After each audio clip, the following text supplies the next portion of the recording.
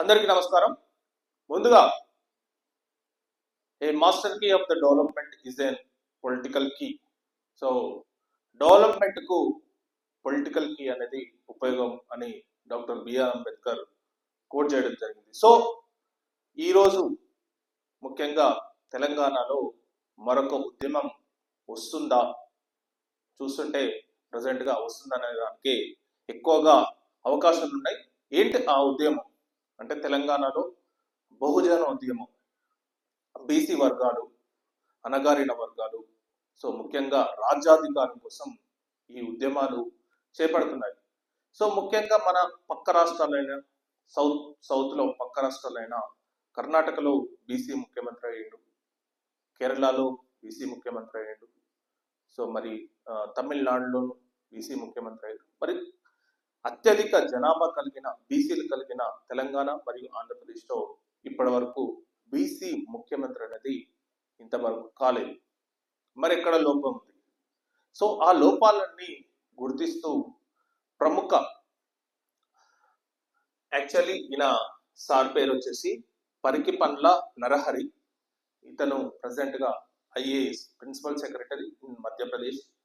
So Madhya Pradesh cadre చెందిన IAS. మధ్యప్రదేశ్లో చాలా కార్యక్రమాలు చేయడం జరిగింది, చాలా మంచి మంచి కార్యక్రమాలు చేయడం జరిగింది. అందులో భ్రూణ హత్యలకు సంబంధించిన దాని నివారణ కోసం పథకాన్ని తీసుకురావడం, మరియు బేటీ బచావో దానికి ఇంకా క్లీన్ సిటీ సంబంధించిన ఒక సామాజిక కార్యక్రమాలను పరికిపండ్ల నరహరి గారు అక్కడ మధ్యప్రదేశ్లో చేపట్టడం జరిగింది. సో ఇప్పుడు పరికిపండ్ల నరహరి గారు ఒక బుక్ రాయడం జరిగింది. ఆ బుక్ పేరు ఏంటంటే ఓబీసీల పోరుబాట.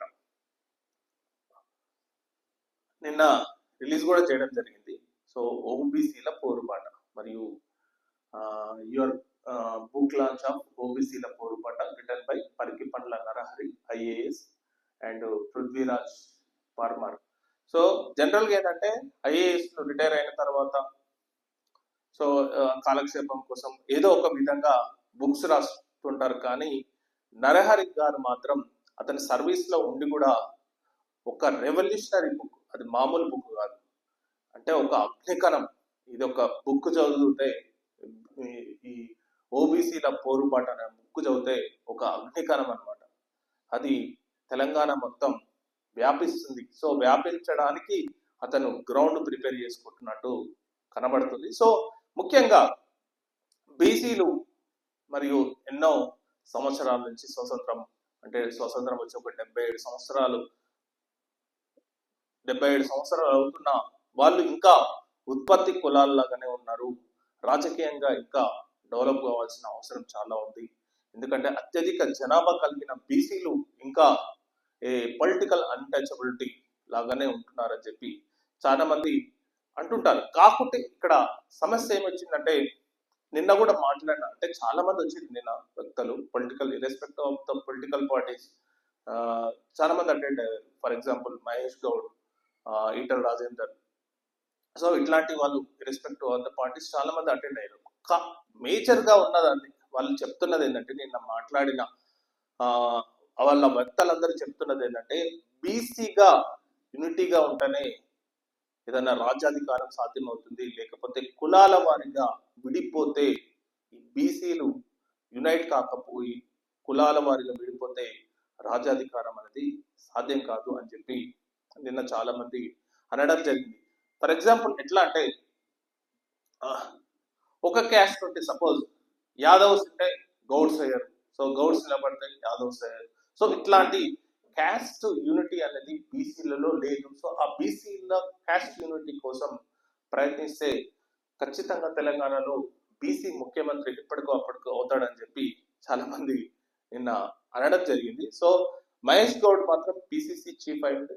మహేష్ గౌడ్ మాత్రం ఖచ్చితంగా బీసీలో ముఖ్యమంత్రి కావాల్సిన అవసరం ఉంది. సో ఇప్పుడు ఉన్న Revanth Reddy maybe last term కావచ్చు, తర్వాత త్వరలోనే బీసీ ముఖ్యమంత్రి తెలంగాణకు సరికొత్తగా చూడొచ్చు అని చెప్పి అనడం జరిగింది. సో చాలా మంది నేతలు, ఇంటలెక్చువల్స్ చెప్తున్నది ఏంటంటే, బీసీలు రాజ్యాధికారానికి రావాలి. బీసీలు ఇప్పటి వరకు కూడా స్కాలర్షిప్స్ కాడనో అడ్మిషన్స్ కాడనో ఇంకా ఈ లెవెల్నే కొట్లాడుతున్నారు. కానీ రాజకీయంగా మాత్రం మరి 42% ఇప్పుడు యాక్చువల్లీ కులగణన భారతదేశం మొత్తం కులగణన జరుగుతుంది. అట్లీస్ట్ 100 years తర్వాత దేశం మొత్తం ఒక 19 అంటే ఇప్పుడు 1930లో కులగణన జరిగింది. ప్రజెంట్ ఇప్పుడు జరుగుతుంది.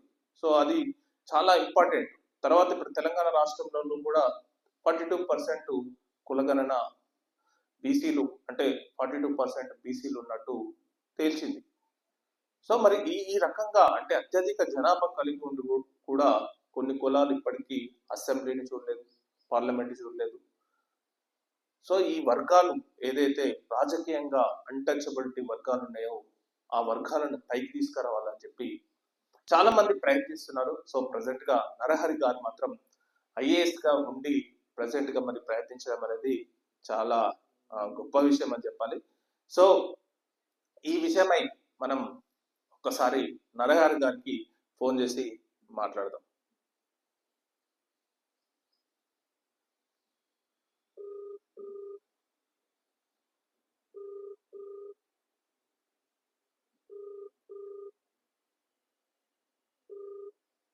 హలో,